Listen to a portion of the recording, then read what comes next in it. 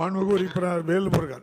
மாண்புமிகு பேரவைத் தலைவர் அவர்களே, இந்த அவை வரலாற்று சிறப்புமிக்க அவை. ஒன்றுபட்ட சென்னை மாகாணத்தின் முதலமைச்சராக இந்த அவையில் வீற்றிருந்த பெருமதிப்பிற்குரிய திவான் பகதூர் முனுசாமி நாயுடு போன்றவர்களும், ஓமந்தூர் ராமசாமி ரெட்டியார் போன்றவர்களும், சுப்பராயல் ரெட்டியார் போன்றவர்களும், டாக்டர் சுப்பராயன் போன்றவர்களும் தமிழ் சமூகத்திற்கு அரசியல் களத்திற்கு வந்து மிகப்பெரிய தொண்டாற்றி இந்திய வரலாற்றில் சமூக நீதி வரலாற்றில் தனித்த ஒரு இடம்பெற்ற அவை. இந்த அவைக்கு வருவதற்கு ஆசைப்படுகின்றவர்கள் ஒரு குறைந்தபட்ச தகுதி உடையவர்களாக இருக்க வேண்டும் என்று நான் விரும்புகிறேன். காரணம், நான் பிறந்த இனம் தமிழ் இனம். உலக மொழிகளுக்கெல்லாம் தாய்மொழி தமிழ்.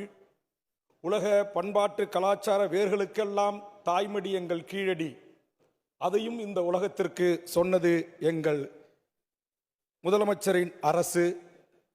இவ்வளவு வரலாற்று பெருமை கொண்ட ஒரு தமிழ் சமூகம், இந்த தமிழ் சமூகத்திற்கு துரும்பை கூட கிள்ளி போடாமல் திரைத்துறையில் தனக்கு கிடைத்த புகழ் வெளிச்சத்தை மட்டும் பயன்படுத்தி கொண்டு இந்த நாட்டுடைய ஆட்சி அதிகாரத்தை நாங்கள் கைப்பற்றுவோம் என்று கூறி அவர்கள் வீதிக்கு வருகின்ற போது அதற்கு இன்றைக்கு ஒட்டுமொத்த என் தமிழ் சமூகமும் சாதி மதம் கட்சி எல்லைகளை கடந்து ஒரு சினிமாவில் அரிதாரம் பூசி நடித்த ஒரு நடிகரை நேரடியாக எப்படியாவது பார்க்க வேண்டும் என்கிற அந்த மிக மோசமான ஒரு இன ஈர்ப்புக்கு இழுக்கப்பட்டதனுடைய விளைவு இன்றைக்கு 41 உயிர்களை தமிழ் சமூகம் பலி கொடுத்திருக்கிறது. ஏதும் அறியாதவர், வந்தவர் விஜயா என்று தெரியாத பச்சை குழந்தை, கருவுற்றிருந்த குழந்தை, கனவுகளோடு நாளைய தமிழ் சமூகத்தில் மிகப்பெரிய இடத்திற்கு வர வேண்டிய 10 குழந்தைகள் உட்பட 41 உயிரை தமிழ் சமூகம் இழந்திருக்கிறது.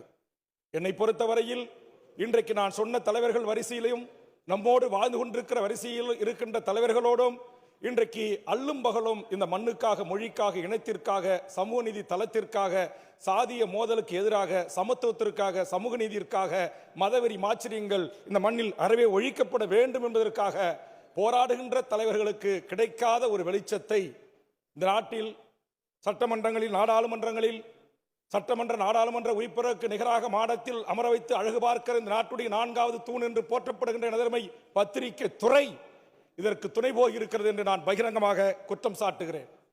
எப்படி என்று கேட்கலாம். விஜய் இன்று காலை 4 மணிக்கு எழுந்து விட்டார். டவலோடு கழிவறைக்கு சென்று விட்டார். பிரஷோடு வெளியே வந்து விட்டார். இப்போது உள்ளாடைகளை அணிந்து, மேலாடையை அணிந்து வெளியிலே வருகிறார். வாகனத்தில் ஏறப்போகிறார்.